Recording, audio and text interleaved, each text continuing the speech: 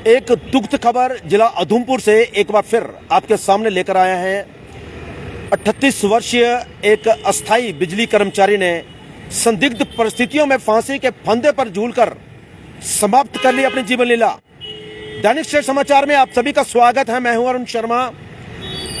एक दुखद खबर जिस तरह से मैं आपको बता रहा हूं, जिला उधमपुर की तहसील पंचायरी से और पंचायरी के मीर से है।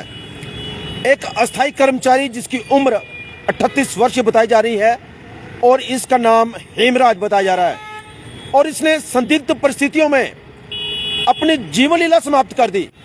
बीती शाम को यह शख्स अपने घर से कहीं चला जाता है, लेकिन आज सुबह इनका शव जो है वो संदिग्ध परिस्थितियों में फंदे से झूलता हुआ मिलता है।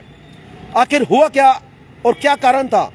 हमारे साथ इस समय पंचायरी के डीडीसी जसवीर सिंह जी हमारे साथ लाइन पे मौजूद हैं। हम पूरी जानकारी लेने की कोशिश करेंगे उन्हीं से। जसवीर जी। जी अरुण जी, आपका स्वागत है दैनिक श्रेष्ठ समाचार में। जी नमस्कार जी जसवीर जी, एक दुखद खबर जो समाचार हमें पंचायरी के मीर से आ रहा है, तो क्या कारण क्या था? ये कौन थे शख्स?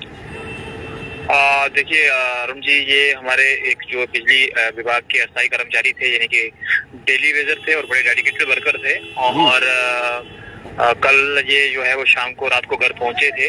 तो आज सुबह ही हमें भी समाचार मिला कि जो है वो इस तरीके से इनका जो है वो शव जो है वो खेतों में पाया गया है और ये जो थे वो फंदे से झूलते हुए पाए गए हैं। तो पुलिस मौके पे पहुंची थी, मैं भी सुबह मौके पे पहुंचा था। बट कुल मिला के ये बड़ा जो है वो दुर्भाग्यपूर्ण और दुखद घटना है, क्योंकि एक तो आम परिवार से आते थे, गरीब परिवार था, और दूसरा ये है कि अपने पीछे 2 छोटी बेटियां और एक बेटा छोड़ गए हैं। तो जो परिवार जो है उसके लिए बड़ी मुश्किल की घड़ी है। तो कुल मिला के जो है वो काफी सारी चीजें हैं, मुझे लगता है कि जो इसमें निकल के आती हैं। बट पुलिस जो है वो अपनी कार्रवाई कर रही है और पोस्टमार्टम का जो है वो पीएससी पंचायरी में कराया गया है। और उसके बाद जो था वो जो थी वो बॉडी जो थी वो सौंपी गई है परिवारजनों को और उनका जो अंतिम संस्कार हुआ है। बट कहीं ना कहीं जो है वो निश्चित तौर पर जो अस्थाई शब्द है, ये भी कहीं ना कहीं जो है वो चिंताएं बढ़ाता है, क्योंकि आमतौर पर देखने को मिलता है कि जो हमारे ये साथी हैं, और खास करके मैं इनका गवाह रहा हूँ, क्योंकि पिछले 2.5 सालों में मैंने इन लोगों के काम को बड़े करीब से देखा है। ये लोग आउटस्टैंडिंग काम करते हैं और दिन रात, खास करके इस विभाग की, बिजली विभाग की बात करूं तो रात को 12 बजे हो, 2 बजे हो, तो हम कभी भी इनको जो है वो, इवन हम भी बहुत बार फोन करते हैं तो ये लोग हमेशा बेचारे हाजिर रहते हैं। तो कुल मिला के ये परिवार के लिए बहुत दुख की घड़ी है और एक जो है वो छोटे बच्चे पीछे रह गए हैं।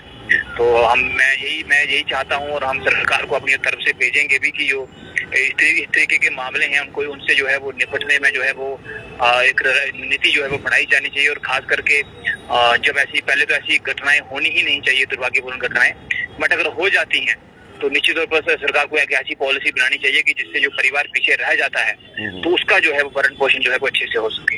जी जसवीर जी, ये जो हेमराज थे, इनके परिवार में कितने सदस्य थे? देखिए अरुण जी, इनके जो है वो 2 छोटी बेटियां हैं और सबसे बड़ी बेटी इनकी दूसरी क्लास में पढ़ती है यही हमारे एक स्थानीय स्कूल में, और उससे छोटी एक बेटी और फिर एक बेटा है। तो कुल मिला के 2 बेटा ये अपने पीछे छोड़ गए हैं। और इनके जो पिताजी हैं वो भी जो है वो बिजली विभाग में अस्थायी कर्मचारी के तौर पर अपनी सेवाएं दे रहे हैं। तो कुल मिला के मैं यही कहूंगा कि बड़े डेडिकेटेड और कमिटेड वर्कर थे और ये लोग खास करके पूरा ही जो हमारे अस्थायी कर्मचारी ये बड़ी अच्छी सेवाएं दे रहे हैं। तो हमने सरकार के आगे हम मांग रखेंगे, क्योंकि अभी तो ये संस्कार हो रहा था तो हम संस्कार में शामिल होकर आए हैं। तो हमारी कोशिश है कि सरकार को ये कहने की कि जो है वो जितनी अधिक मदद हो सके वो इनको प्रोवाइड की जाए। और कहीं ना कहीं मैंने ये महसूस किया है कि जो ये वित्तीय जो समस्याएं होती हैं, फाइनेंशियल कंडीशन होती हैं जो फैमिली की, तो वो भी कहीं ना कहीं ऐसी चीजों को जो है वो प्रमोट करती हैं, कंट्रीब्यूट करती हैं, मेंटल प्रेशर डालती हैं और फैमिली को रन करना बड़ा मुश्किल हो जाता है। तो मुझे लगता है कि आप सब जो है बड़े अच्छे तरीके से एनालाइज कर सकते हैं कि सिचुएशन क्या रही है। अच्छा, आपके कहने के 2 बेटियां थी इनकी? बिल्कुल। दूसरी भी जो बड़ी बेटी इनकी है वो अभी दूसरी क्लास में पढ़ती है, तो एक उससे छोटी है और उससे छोटा एक बेटा है।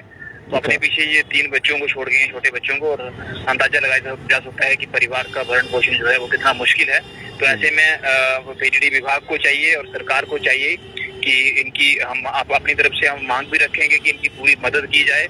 और दूसरा, सरकार को ना इस तरीके के मामलों को रोकने के लिए जो है और उसके लिए भी कदम उठाने होंगे। और जो दूसरा ये है कि कैसे जो एक पॉलिसी बनाई जानी चाहिए कि खास करके इन लोगों को कैसे जो है वो अधिकतर जो है मदद दी जा सकती है, जबकि ये अपनी तरफ से जो है बेस्ट कंट्रीब्यूट कर रहे हैं। जी जी जी, शुक्रिया जसवीर जी जानकारी देने के लिए। जी बहुत बहुत धन्यवाद। तो ये थे डीडीसी पंचारी जसवीर सिंह जी हमारे साथ थे। इस समय उन्होंने बताया कि जिस शख्स की संदिग्ध परिस्थितियों में मृत्यु हुई है, इनकी 2 बेटियां हैं और एक बेटा है। अब कुछ सोचिए कि इतने छोटे छोटे बच्चे इनके अब पीछे रह चुके हैं रोते बिलखते हुए, और साथ में पत्नी।